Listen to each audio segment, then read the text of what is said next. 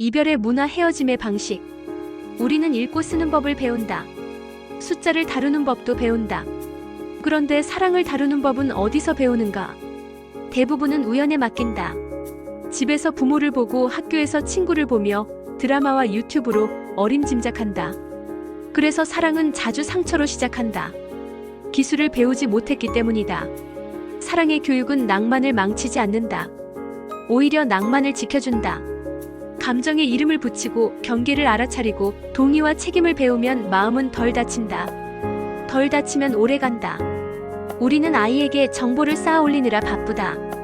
이제는 마음의 언어를 가르칠 차례다. 사랑은 재능이 아니라 문해력이다. 읽는 힘, 쓰는 힘, 그리고 고치는 힘. 그 힘을 일찍 배운 아이는 타인을 소중히 대하고 자신을 함부로 다루지 않는다. 이 장에서 우리는 세 가지를 붙든다. 정서, 문해력, 관계의 윤리, 실행의 루틴. 그리고 새 나라의 교실에서 배운다. 핀란드의 잔잔한 일관성, 한국의 빠른 변화와 온기, 프랑스의 표현과 품격. 비교가 목적이 아니다.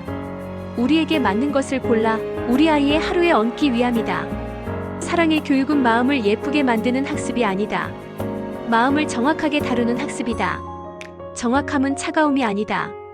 오히려 따뜻함의 조건이다. 감정은 물처럼 흐른다. 이름이 없으면 휩쓸리고 이름이 있으면 따라 흐른다. 화났다는 너무 큰 그물이다. 실망했다, 무시당했다고 느꼈다, 피곤해서 예민하다. 이런 구체적인 단어가 필요하다. 아이에게 감정에 이름을 붙이게 하면 욕구와 부탁을 구분할 수 있다. 나 화났어. 대신 나는 실망했고 10분 쉬고 싶어. 이 한 줄이 갈등의 온도를 낮춘다. 우리는 좋아해를 빨리 배우지만 존중해를 늦게 배운다. 좋아함은 감정이고 존중은 기술이다. 존중의 핵심은 세 가지다. 경계, 동의, 그리고 책임. 좋아하지만 지금은 안아주지 않을게. 사진을 올리기 전에 물어볼게. 싫다고 하면 바로 멈출게. 이 세 문장만 익숙해져도 많은 상처가 예방된다. 존중은 차가운 거리두기가 아니다. 따뜻하게 지키는 기술이다. 자율만 주면 고립이 되고 연대만 강조하면 의존이 된다. 자율은 나를 돌보는 힘, 연대는 우리를 돌보는 힘. 두 힘이 함께 자랄 때 아이들은 착한 사람이 아니라 건강한 사람이 된다. 건강한 사람은 친절하지만 휘둘리지 않는다. 참여하지만 퇴장할 줄도 안다.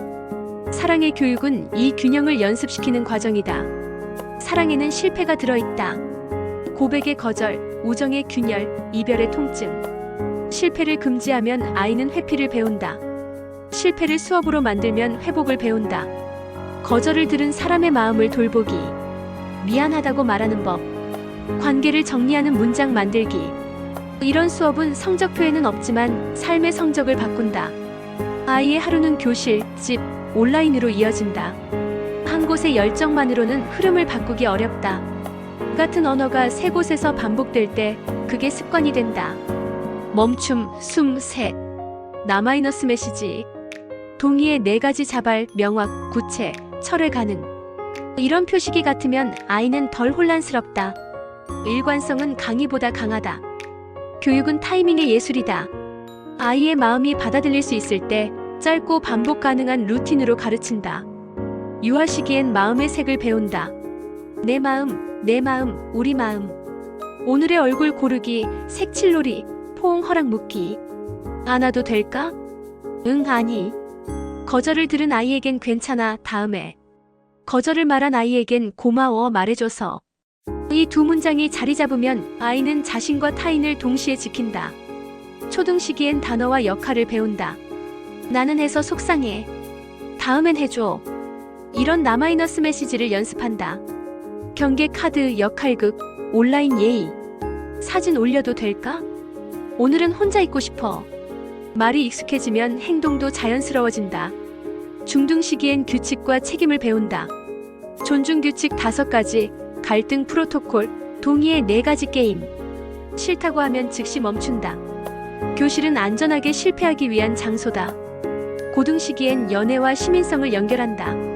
거절할 권리, 설명을 요구할 권리, 사생활을 지킬 권리, 그리고 타인의 같은 권리. 이것이 성숙한 관계의 문법이다. 핀란드의 교실은 조용하지만 그 조용함은 비어있지 않다. 매일 아침 정서 체크인으로 시작한다. 나는 긴장 4, 기대 6. 교실 규칙은 아이들이 직접 만든다. 갈등이 생기면 또래 중재가 작동한다.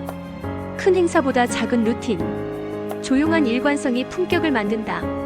한국의 교실은 빠르고 따뜻하다. 경쟁과 기대 속에서도 관계 문해력 수업이 늘고 있다. 우리의 강점은 정이다. 다만 그 정이 경계의 언어와 만나야 건강한 관계가 된다. 좋아하지만 지금은 싫어. 친하지만 이건 선이야. 정은 따뜻함으로 남고 부담은 줄어든다. 프랑스의 교실은 토론에 익숙하다. 짧고 명료한 문장으로 의견을 나눈다. 나는 이렇게 생각해. 너는? 연애나 우정에서도 사생활의 선을 지킨다. 사진을 올리기 전 묻는 습관, 관계를 끝낼 때 간결한 문장. 명확한 표현과 사생활의 존중, 이 두 가지가 품격을 만든다. 집과 교실, 그리고 마을이 같은 언어를 쓸 때 변화가 생긴다. 멈춤 마이너스 숨 마이너스 셋, 나 마이너스 메시지, 동의의 4가지. 거대한 캠페인보다 일상의 반복. 실천은 조용하지만 효과는 깊다. 사랑의 교육은 시험 점수를 올려주지 않는다. 하지만 삶의 점수를 바꾼다. 감정을 숨기지 않고 다루는 힘. 공격 대신 조정으로 향하는 마음. 타인을 무너뜨리지 않고 거리를 만드는 법. 이 작은 변화들이 모이면 또래 문화가 달라진다. 조롱과 따돌림, 사적인 사진 유출 같은 폭력이 줄어든다. 전제는 일관성이다. 한 학교, 한 학급, 한 가정이 같은 언어를 오래 반복할 때 결과가 나온다. 장기적으로는 시민성이 자란다.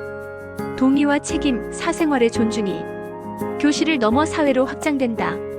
서로를 사람으로 대하는 사회. 그 사회에서 사랑은 덜 소모되고 더 오래 간다. 사랑은 타고나는 마음이 아니다. 읽고 쓰는 법을 배울 때 마음은 다치지 않고 자란다. 친절만으로는 부족하다. 경계와 동의가 있을 때 친절은 안전해진다.